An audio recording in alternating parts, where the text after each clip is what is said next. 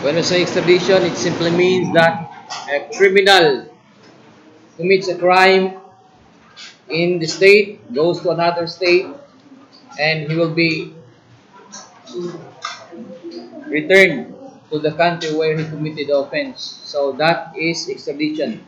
But in the formal definition of extradition, it simply means that it is a removal of the accused from the Philippines with the object of placing him at the disposal of foreign authorities to enable the requesting state or government to hold him in connection with any criminal investigation directed against him or the execution of a penalty imposed on him under the penal or criminal law of the requesting state or government. So in other words, if you commit a crime in the Philippines and you go abroad to escape, then the police in that country where you are hiding may arrest you and bring you back to the country where you commit the offense. That is called extradition. There are three elements. One is it is an act of sovereignty on the part of two states. Why not a direct police of the country where the law is violated arrest that person directly in a foreign country? The answer is that the police in the Philippines, for example, where the extraditee violated the law, has no jurisdiction in other country. They cannot arrest criminals, although Filipino committing a crime there, committing a crime in the Philippines, Philippine court has no jurisdiction. Police in the Philippines or the PNP is only PNP in the Philippines, but not the PNP in other country. Okay, so that is why they cannot arrest.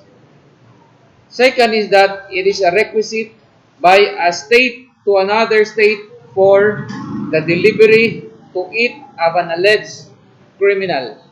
Okay? Of an alleged criminal. The delivery of the person requested for the purposes of trial or sentence in the territory of the requesting state. So there are two ways in which an extraditee may be extradited. One is that there is a pending case before him when the trial is going on and his presence is required, or there is a final judgment. There is now a verdict from the court and perhaps you will be in prison, but the authority cannot put you behind bars because you are somewhere else. Okay, those are the two instances where an extradition may be granted. Now, what is the nature of extradition? Is it a criminal procedure? Meaning, does it follow the arrest, for example, or the filing of information? No, it's not criminal in nature. It is a sui generis. Sui generis meaning one of a kind. It's not common to other cases. It's different kind of proceedings. Okay? That's the meaning of sui generis. It is not criminal proceeding even if the potential extraditee is a criminal. Okay? An extradition proceeding is not by nature criminal, for it is not punishment for a crime, even though such punishment may follow extradition. Okay? So it is not criminal in nature. The proceeding is not criminal, which you are presumed to be innocent under the criminal proceedings. Okay? The presumption of innocence does not apply here. It is a sui generis. The tracing of its existence wholly to a treaty obligations between different nations. Why sui generis? It is because it abides by a treaty. And what is that treaty? The treaty between two countries. Because if a crime committed somewhere else in the Philippines and you go to a country in which Philippines has no extradition treaty, then you cannot be extradited. Okay? So meaning that the crime must be between agreements of two countries under a treaty. Nor it is a full-blown civil action, okay, but one that's merely administrative in character. Its object is to prevent the escape of a person accused or convicted of a crime and to secure his return to the state from which he fled for the purpose of trial or punishment. Okay? So normally, upon posting of a bail is a temporary freedom. While the case is pending in court, some might secure a passport. Okay? And going abroad, sometimes they will no longer come back. Okay? So while the case is pending, if your presence is necessary for you to testify in court, so you will be requested to be here. So what are they going to do is to send the police. Okay? Send a letter to that state, and the state will arrest you personally. Not our police will arrest you. Okay? So while the case is pending or when there is a punishment, let us say there is now a judgment from the court and you are found guilty and you are to serve in prison. So what the court will do is that by treaty, that country which Philippines has an extradition treaty will arrest you and bring you back for you to serve the punishment. That is the meaning of extradition. Meaning there should be a treaty. Without such treaty, can a person be extradited back in the Philippines? No way. Okay? Now, what are the fundamental principles of extradition? One, it is based on consent of state expressed in a bilateral treaty. What is bilateral? There are two parties, meaning two countries agreeing that these crimes are extraditable. Okay, meaning that there should be a list of crimes that can be extradited. Meaning that if the crime, although punishable in the country where you committed, but it is not in the list of extraditable crime, then you cannot be extradited. Okay? So meaning if the crime committed is not in the list, you cannot be extradited even if you go to that country in which Philippines has a treaty. Okay? Second is that the principle of speciality. What do you mean by specialty? A fugitive who is extradited may be tried only for a crime specified in the request for extradition and included in the list of offenses in the extradition treaty. Okay? So not all crimes are extraditable. Even if you go somewhere else for other crimes or other crimes and it is not in the list, you cannot be extradited. Okay? Or you go at a country in which Philippines has no extradition treaty, you are still free. Okay? Or even if you go to a country in which Philippines has an extradition treaty, but the crime you committed is not in the list, you are still free. You cannot be extradited. Okay?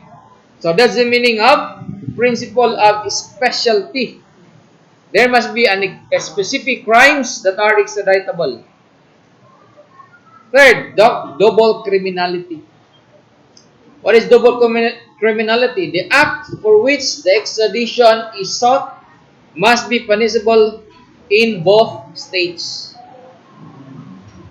Okay? So, if the crime committed, although punishable in the Philippines, is not punishable in the country in which you are hiding, can you be extradited? No, you cannot. Okay, because under the principle of double criminality, the crime you committed is also punishable in that country or state. Yes. If the crime you committed is not punishable in that country, although punishable in the Philippines, you cannot be extradited. So meaning both countries' specific law punishes the crime you committed. Okay, because if it's only one state that punishes such crime, there is no extradition.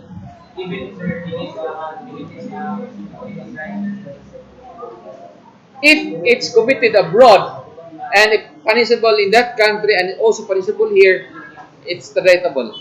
But it could be the other way around, that their country will ask our country to bring that refugee to that country.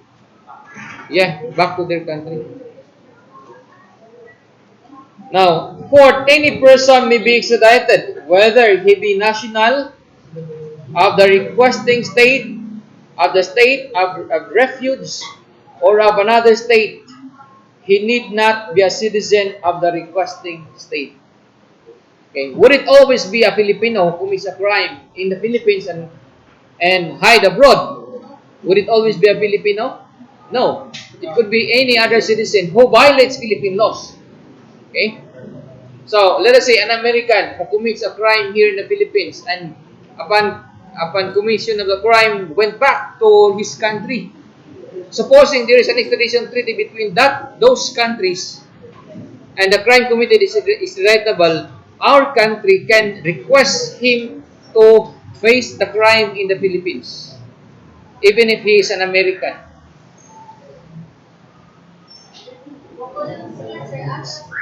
Huh? Asa? In the place where he committed the offense. Remember the principle of territoriality? Okay, you are liable in the place where you committed the crime regardless of your citizenship or nationality. Huh?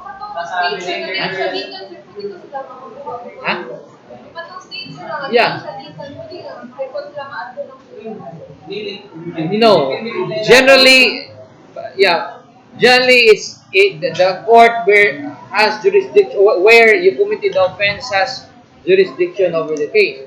But in some cases, under other treaties like visiting forces of BFA before, and maybe tried somewhere else. It depends on the treaty agreement.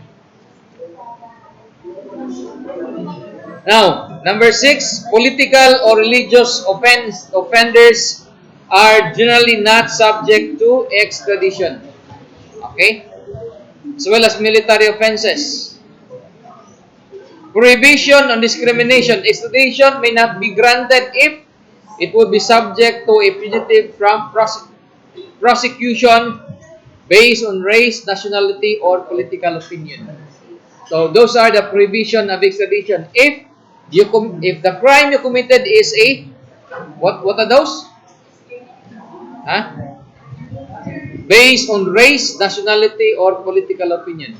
And number 8, lack of probable cause. What do you mean by probable cause? No possibility. The probable cause simply means that a certainty that the crime was committed. Lack of that, there is no extradition will happen. By the way, who determines probable cause? It is the prosecutor. Okay? The prosecutor determines probable cause in the investigation level. Once it is once the case is now once there is now an information as prepared by the prosecutor, the judge now determines the probable cause for the issuance of a warrant. Now, distinguish the principle of double criminality from a principle of specialty. Okay? Double criminality meaning the crime committed is also punishable in the other state. Specialty meaning this specific crime listed.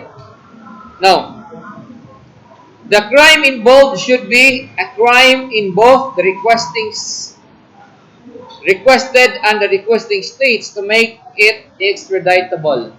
Okay? That's the double criminality. How about specialty? The person surrendered may be tried and punished only for an offense for which extradition had been sought and granted. Okay? Now, under what authority may a fugitive from justice be extradited? Or what is the authority? What is the reason why a criminal will be extradited? A fugitive from justice may be extradited only upon authority of an extradition treaty. So without the authority, without that treaty agreement or agreement between two countries, then a person, even how criminal he is, cannot be extradited. Okay? So you are free to go to a country in which Philippines has no extradition treaty. Example, I think Malaysia. We don't have extradition treaty. So you take Malaysian term of Philippines not allowed one term. Yes. Now, what is the procedure then? Okay, to be followed. Okay, on extradition from Philippines.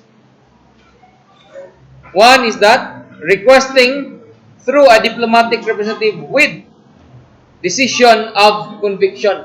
If there is a crime of, if the crime is, there is already a punishment for the crime committed, meaning there's final judgment. What should the government do? Request through a diplomatic representative. Who are the diplomatic representative? Diplomat. Okay. And then criminal charge and warrant of arrest. If there is no final judgment or if there is a crime or committed and there is warrant of arrest, then the diplomatic representative may do this one. Recital of facts, text of applicable law, designating the offense and the pertinent papers, other requirements. Okay, meaning there must be a court decision or while the case is still pending, proven by a warrant of arrest. Second is that the DFA forwards request to DOJ. The DFA forwards what's DFA? Department of Foreign Affairs forwards the request to DOJ. DOJ means Department of Justice. The DOJ then files the petition for extradition with the regional trial court. Okay? Upon receipt of the petition for extradition and a supporting document, the judge must study them and make, as soon as possible, a prima facie findings whether they are sufficient in form and in substance. What do you mean by sufficient in form and substance? Meaning they have complied with the requirements. Okay? Stating thereto the treaty and the crimes committed and the facts and other circumstances. They show a compliance with the extradition treaty and law. And third, the person sought to be extraditable at the discretion of the judge may require the submission of further document. Sometimes the judge, if it's lacking in document or he is in doubt, may require for the additional documents at the discretion of the regional trial court. Next, upon hearing, there must be hearing. And six, appeal to CA when within 10 days, whose decision shall be final and executory. Okay? So if you think you are not in favor with the judgment of the regional trial court, then you can appeal to Court of Appeals. And then the decision now will be forwarded to DFA through DOJ. So the DFA now will arrest. Okay? The individual place the disposal of the authorities of the requested state. Okay? Cost and expenses to be shouldered by the requesting state. So if it's other state that requests the person to be extradited, then at their own expense. They have to pay also us. Why? Because the police officer they are burdened by the presence of this criminal, so they will be paid. Now we go to the difference between extradition and deportation. What's the meaning of deportation? You will be sent back immediately without further trial on the ground of undesirable alien. And what is undesirable alien? Huh? Undesirable. If you don't like foreigners, complain it to DFA. You tell them you are an undesirable alien. You are not capable of living here. You are not authorized. Okay? So the DFA will deport them. Yes. Yes. If your behavior is undesirable. Because our country is presumably for the citizens only. They are just visitors. And a visitor should be courteous enough. Okay? An extradition and deportation may be distinguished in the following. One, an extradition is surrender by force of a wanted person by the requested state to the requesting state. While deportation is what? Expulsion of unwanted or undesirable alien. They are expelled on reason of unwanted. What's unwanted? Unwanted. Ah. Oh, if you don't like them because they're ugly, ah, you can extradite them. But no, this I'm kidding. That's not a reason. They're ugly. If their behavior is undesirable on or unbecoming of, or they don't embrace the culture of a Filipino, then they can be deported. Deportation.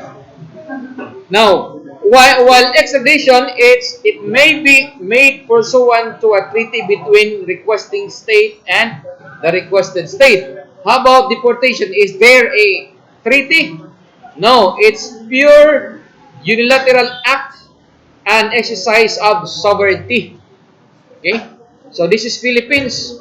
You have to behave like a Filipino. If you don't behave like us, like one of Thailander a showed bikini in Boracay with one strip. I don't know how it looks like. One strip was called by the police. Okay, I don't know. They will be deported maybe. Okay. Yeah, that's only deportation. It's not a crime in other country. Now, on the basis, as the basis, based on offense generally committed in the state origin. How about the basis of deportation? Based on causes arising in the local state. As to place of transfer, it calls for the return of the fugitive to the state of origin. How about for deportation? What is the place of transfer? An undesirable alien may be deported to a state other than his or his own state of origin. Okay? And then as to what benefit, for the benefit of the requesting state in extradition, while in deportation takes place in the interest of a country of residence. What is care? Presby doctrine. Okay? It simply means that criminal defendants may be tried regardless of whether their presence before the court was secured from outside the territorial jurisdiction by means other than pursuant to valid extradition. What does that mean? Criminal defendants may be tried regardless of whether their presence before the court was secured from outside its territorial jurisdiction by means other than pursuant to a valid treaty. So even if there is no treaty, okay, you may be tried outside the jurisdiction of the state. Okay?